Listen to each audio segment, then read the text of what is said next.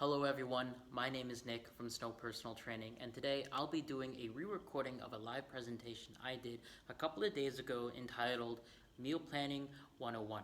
Let's go ahead, let's move on. So, the very first thing that we'll be talking about is I'll be doing my best to answer the question of what is a meal plan? After that, we'll go into the food pyramid, which is probably not the same food pyramid that you are familiar with. We'll talk about macros, we'll talk about calories, then we'll go into food choice, and then we'll touch upon everything else.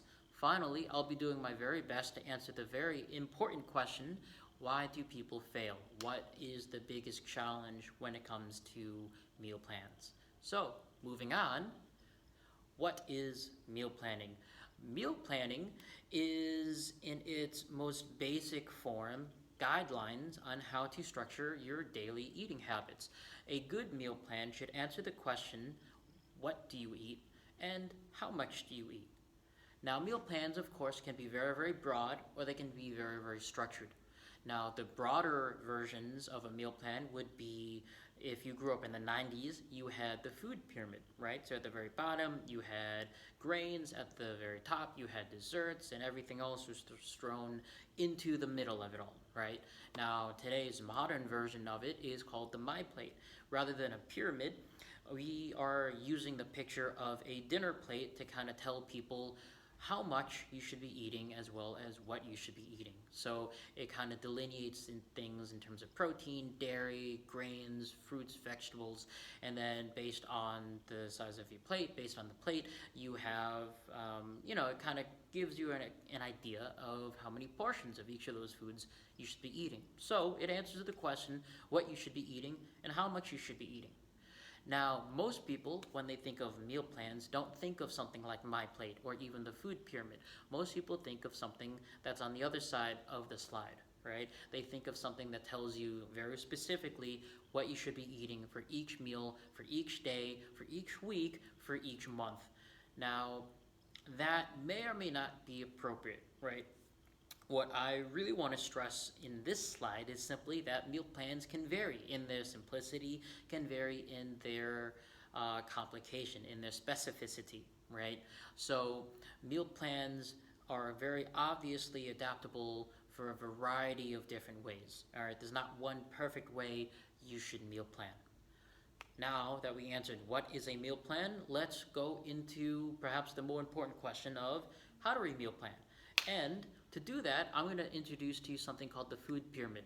Now, the food pyramid, this food pyramid, is not something that I came up with. I wish I did, but I didn't. So I need to give a very strong shout out to Eric Helms, Andrea Valdez, and Andy Morgan, the people behind the genius that is the food pyramid. I love this thing because it is an excellent teaching tool, right? At the very, very bottom, we have calories, followed by macros, followed by micronutrients, followed by everything else. Now, calories, let's go ahead, let's start there, because calories answers the question of how much we should be eating. Calories, a lot of people have some interesting views when it comes to calories. I don't want to get into a lot of detail, but we're simply using calories as a way to quantify how many portions you should be eating. Now, you do not need to use calories, right? You don't need to use calories when it comes to meal planning. And we'll talk about that on the next slide, but suffice it to say, calories in this instance are simply being used to give us an idea of how much we should be eating for our day-to-day lives. Macronutrients and micronutrients, that's going to answer the question of what we should be eating. It's going to give us the answer to food choice questions, right? And it's really just these three areas that I want to delve into during this presentation. Again, there's way more we can talk about, and we will touch upon more specific topics further into the presentation. But for now, let's move on and talk about calories, macros, and micros. Now, here you should see a ton of different formulas to give you an idea of how much you should be eating, right? I really want to stress that these numbers are simply estimations, all right? Many people go absolutely wild over calories and calculating their macros, and they're really, really in depth, and it's a very deep, very long rabbit hole. And honestly, I don't think it's that deep. I think people tend to overcomplicate it because at the end of the day, no matter what formula you use, whether you use these numbers, whether you punch it into a formula, whether you get it from someone else, at the end of the day, they're all just estimations. And not only are the formulas estimations, the actual intake, how much you'll be eating at the end of the day, is also going to be an estimation. No matter how good you are at weighing and tracking, and let's be honest, most people aren't all that good at it. Um, there's always going to be some room for label error. There's always going to be room for human error. Maybe you forget, maybe you accidentally do your math wrong. And that's okay because we don't need to be that specific. When it comes to meal planning, um, a lot of people feel that their portions need to fit perfectly with whatever number that they originally calculated, and that's simply not the case. They're simply guidelines to give us something to work with, if that makes sense. Now, what's also very important is this slide is assuming these numbers are assuming that you are number one, happy and healthy, right? Well, maybe not happy, but healthy at the very least, right? You have no special conditions that might be changing up any of these numbers. You also don't have any major body change goals. You're not trying to put on a ton of muscle. You're not trying to lose a ton of fat. Obviously, meal plans certainly can be used for those people, but that's not what these numbers are using for. They're simply for your average person wanting to get a little bit more structure, a little bit more guidance in their day-to-day eating. All right, and again, it's also assuming you're of average age and you're following some basic activity on a weekly basis, right? Now, this slide answers the question, how much do we eat? Which means now we need to ask ourselves, what do we eat? Which brings us here. Food choice. Food choice is perhaps the most controversial aspect when it comes to all of this stuff, right? Every diet out there usually delineates itself or separates itself from everything else based on what it tells you you should eat, based on what it tells you you should not eat, right? Now, there are many, many diets out there. Some of them are decent, some of them not so decent. I'm not going to get into that whole thing, right? Because we can talk for hours over that. No, instead, I simply want to pass along some very basic guidelines that I think all of us can agree on, right? Number one, most of your foods should be relatively low in calories and high in nutrients, right? So that's just a really fancy way of saying you should be eating wholesome foods, right? Or whole foods. Everyone knows what a healthy food is. No one is surprised when they find out that a donut or a pizza or some beers and wings. No one is surprised that those might not be the best food choices when it comes to overall health, right? So every food that you should be consuming, let me rephrase that. The majority of foods that you should be consuming should fall under one of these categories, right? They should be lean meats, fruits, vegetables, healthy fats. They should be coming from one of those categories, right? And I think most foods that any of us would consider to be healthy would also fall under one of those categories. So those are all the foods that you should be eating, but what about all the foods that you want to be eating? Well, to answer that question, I follow something called the 80-20 rule. The 80-20 rule is not my idea. It's an idea that's been floating around for a couple of years now, possibly a couple of decades, and it's one that I really, really like because it simply suggests that 80% of your calories, 80% of your portions should be coming from those healthy, wholesome foods that we already know that we should be eating. That leaves us with 20% of the rest of our food intake coming from foods that we might want to eat. Okay? Now, I think one of the best things about life is some of the food that we get to enjoy. I don't care if it's not healthy. If it's tasty, I want to eat it. And I certainly don't want to have to forswear certain foods simply because it's not all that nutritiously dense. And the good news is that for the vast majority of instances, you do not need to avoid foods for the rest of your life. The best meal plans, in my opinion, account for that. It provides people the ability to consume foods that they want to eat, as well as foods that they should be eating. And if you happen to be a nutrition professional who provides meal plans, who provides nutritional guidance for your clients, I really strongly encourage you to take into account their personal preferences and their personal likes and dislikes. Speaking of dislikes, actually, we talked about all these foods that you should eat and would want to eat, but what about all the foods you don't want to eat, right? Well, good news is, again, you don't need to eat that food, especially in today's world.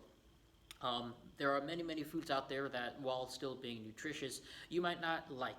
And honestly, if you don't want to eat it, then so long as you are making up for the lack of nutrients somewhere else, then you don't need to. Like for me, I hate broccoli. I haven't had broccoli in a very long time. I can stomach it if it's prepared a certain way, but truth be told, I would never order it on its own. Let's put it that way. And that's perfectly a-okay because there's more to vegetables than just broccoli. Ergo, there's more to all of food out there than just perhaps maybe the food that you personally don't like. And I want to stress this. I want to stress that that is okay when it comes to creating your meal plan, right? So that hopefully that answers the question of food choice, what you should be eating, as well as from the earlier slide, how much you should be eating. Now, let's go ahead and move on to everything else. What about everything else? Meal timing, meal frequency. What about supplements? What about specific calorie splits or macro splits? What about food choice restrictions? Because that's a big thing. What if, kind of what we were just talking about, but rather than maybe it's a food you don't want to eat, what about a food that you can't eat? There are many reasons why you would not be able to eat something. It could be for medical reasons. It could be for religious or traditional cultural reasons. It could be maybe not as severe as a medical condition, but it could be maybe a slight intolerance. Maybe, like for me, when it comes to dairy, if I have too much dairy or too much spicy food, my body lets me know that it wasn't the smartest decision. And that's perfectly a-okay. All of these different variables that you see up here on this slide, it boils down to personal preference and personal needs. People are always asking, what's my opinion on mealtime? What's my opinion on supplements? And honestly, it boils down to it depends. What does it depend on? It depends on personal preference and personal needs. And again, if you are someone who is making a meal plan for yourself, if you are someone who is making meal plans for other people, I really want to stress that personal preferences and personal requirements need to be taken into account in order to give yourself, to give someone else a meal plan that they are capable of following, which very neatly brings us to our next slide. Why do people fail? The answer is simply inflexibility. One of my favorite quotes is it's this quote right here. Everyone has a plan until they get punched in the face. All right, and I think that is a very important, a very relevant quote when it comes to meal plans. Meal plans work excellently until they don't. I mean, how many people do we know that have gone on meal plans, they lost a bunch of weight, or they gained a bunch of muscle, or they ended up feeling really, really good, and then they stopped, right? Ask yourselves, if it was working, if it worked out, if it was working, why would you stop something, right? And the answer to that question is usually because life doesn't allow them to stick with that plan long term. Maybe, for example, the meal plan is forcing them to eat all the time at home. It does not give them any room to go out and order food, right? Eventually, hopefully, you are going to have opportunities to go out to, a decent restaurant or a family gathering or someone else's place that they might be cooking the food, right? I know in a lot of cultures, food culture is very important. Good luck getting out of an important family dinner, right? Or if I also have many clients who are in various businesses, and they discuss business meetings, and they sit down with clients over food. And it's important to realize that the requirements of their life have them eating out. So a meal plan needs to be able to adapt to that. Now, now this begs the question, of course. Um, okay, so if I have a meal plan that has me eating from home, how do I adapt that into eating out?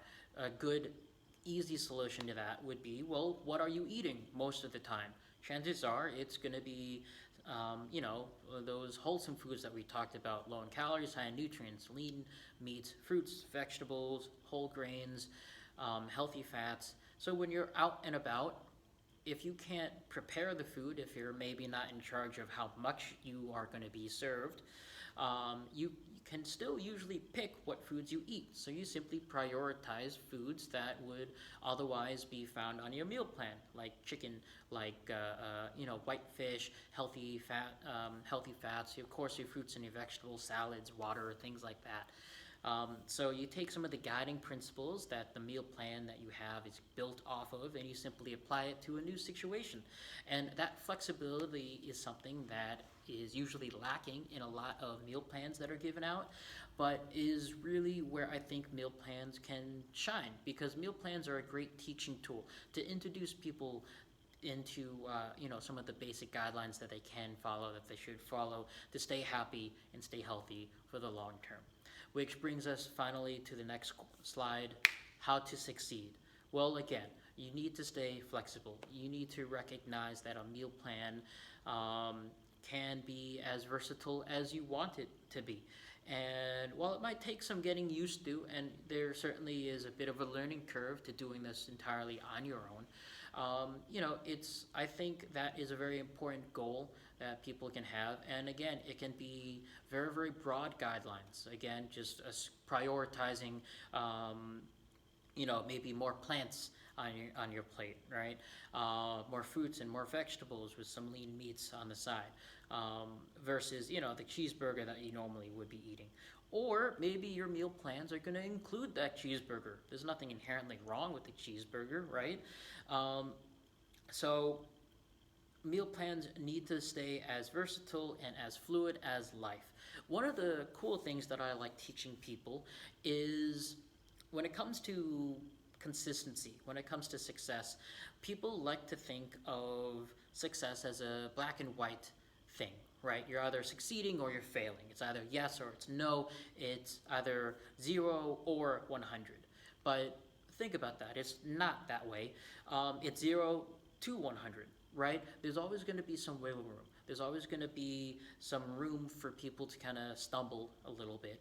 But even if you stumble, so long as you stumble in the right direction, you're still making progress.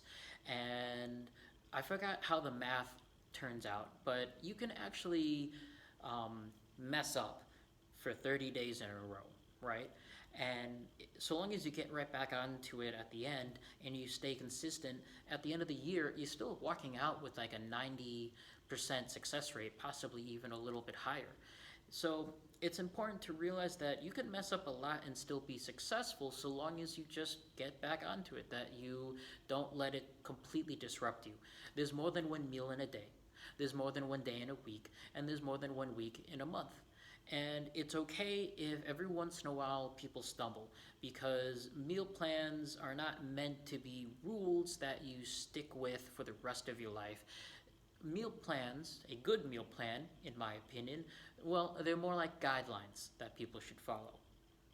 Now, next up, of course, is recognizing the strengths of the meal plan. So, again, taking a look at those guidelines and then being able to adapt, those guidelines to whatever new situation you happen to be in. Similarly, it's important to recognize the limits of whatever meal plan you happen to have. It's okay to be super restrictive if some people might need to be super restrictive. If you are a high performing athlete with a game coming up, if you happen to be a fitness model or a physique competitor with a photo shoot coming up, well, for better or for worse, you probably need to be way more restrictive and way more disciplined than your average person. But that's for the short term, and it's important to remember that it's only for the short term, because not only will that help you stay consistent for the short term, it also means it's okay when you are no longer following that on the long term, and I think that's very, very important.